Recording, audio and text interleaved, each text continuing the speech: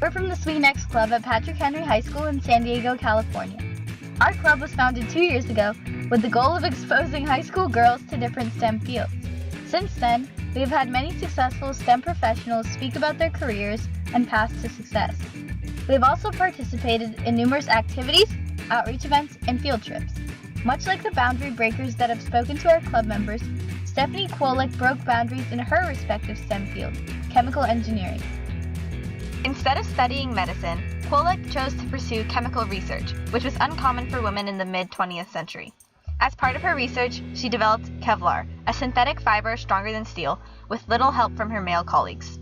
Kevlar saves lives through its use in bulletproof vests, has advanced the construction industry by strengthening suspension bridges, and facilitates communication by improving long-distance ocean cables. This shows that Kwolek's research and her invention of Kevlar has broken many boundaries in STEM fields and beyond. For this demo, you will need shaving cream, food coloring, toothpicks, paper towels, index cards, and an object with a flat edge, such as a ruler.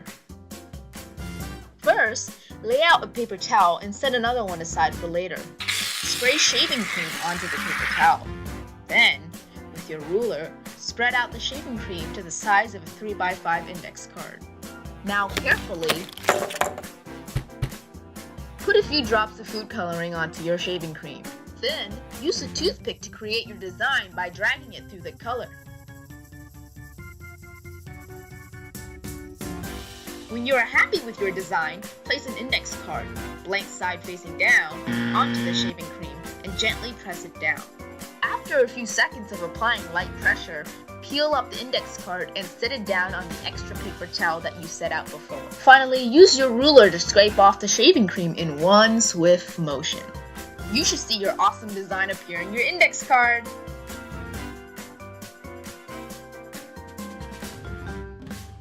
This works because of the properties of polarity.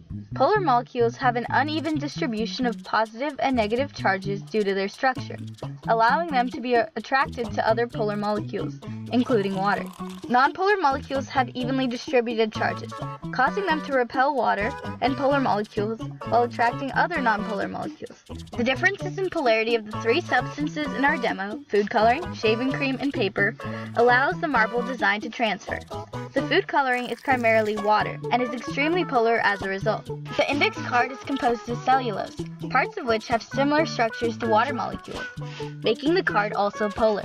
Shaving cream, on the other hand, has both polar and nonpolar components, which limits the dye's attraction to it.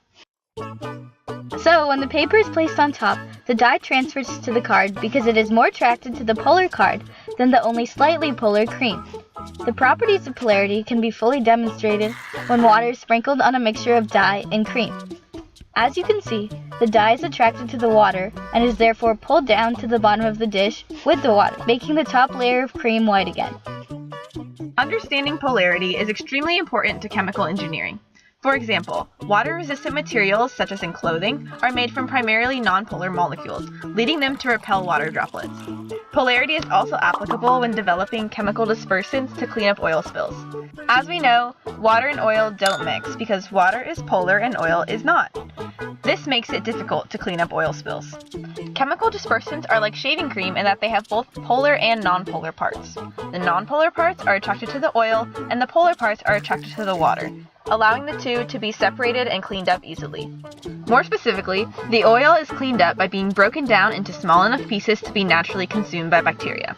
To this day, chemical engineers are working towards developing new chemical dispersants which have the same properties yet are less toxic to the environment.